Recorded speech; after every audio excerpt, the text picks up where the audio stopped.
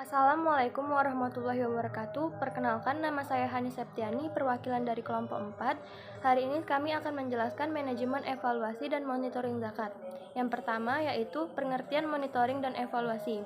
Monitoring sendiri menurut Edi Suharto merupakan pemantauan suatu kegiatan proyek atau program sosial yang dilaksanakan pada saat kegiatan tersebut sedang berlangsung.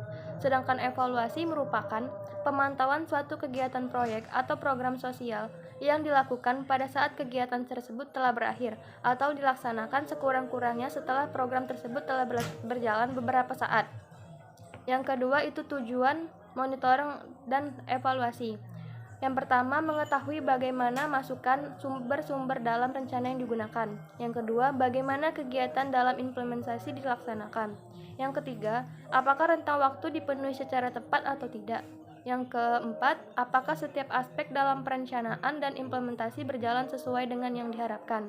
Sedangkan tujuan evaluasi adalah untuk yang pertama, mengidentifikasi tingkat pencapaian tujuan. Yang kedua, mengukur dampak langsung yang terjadi pada kelompok sasaran. 3. Mengetahui dan menganalisis konsekuensi yang lain yang mungkin terjadi di luar rencana. Yang ketiga itu ada prinsip monitoring dan evaluasi. Yang pertama itu ada program. Program sendiri merupakan aktivitas atau kegiatan yang ditujukan untuk mencapai suatu perubahan tertentu terhadap kelompok sasaran tertentu.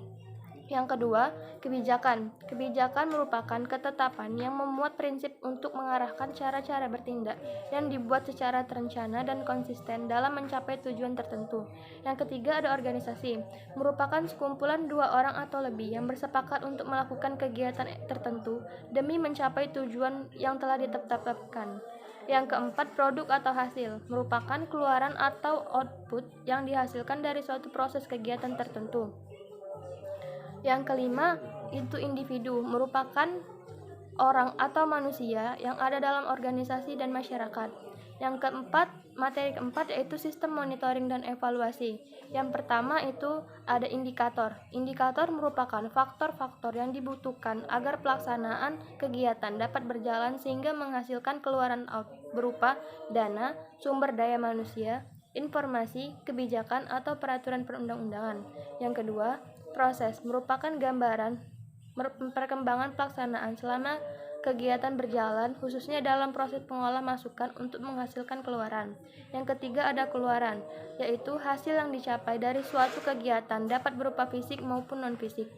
Yang keempat itu ada hasil, merupakan segala sesuatu yang dalam jangka waktu menengah memberi kesan bahwa keluaran dari kegiatan telah berfungsi. Yang kelima ada dampak, berupa pengaruh yang dapat ditimbulkan pada tingkatan indikator berdasarkan asumsi yang telah ditetapkan baik bersifat positif maupun negatif. Baiklah, materi selanjutnya akan dibahas oleh rekan saya yaitu Septriani Arimbi. Terima kasih. Selanjutnya, proses monitoring dan evaluasi atau MONEV. Proses MONEV ini yang baik akan memberikan kerangka kerja yang blueprint yang jelas bagi tim MONEV dalam menjalankan tugasnya. Selanjutnya, desain monitoring dan evaluasi MONEV. Format MONEV dapat diklarifikasi ke dalam 3 aspek penting, yaitu tujuan atau orientasi MONEV, isu-isu penting yang perlu diperhatikan dalam kegiatan MONEV, pendekatan-pendekatan yang sesuai dengan format ini. Indikator. Satu hal yang sangat penting dalam kaitannya dengan pelaksanaan MONEV ini adalah penentuan indikator dari variabel sosial yang akan dijadikan tolak ukur terutama dalam menganalisis dampak implementasi suatu program sosial. Kriteria indikator. Agar indikator dapat mewakili fenomena yang secara lebih rinci terdapat 4 persyaratan, yaitu valid, reliable, sedikit dan sensitif, kuantitatif dan kooperatif.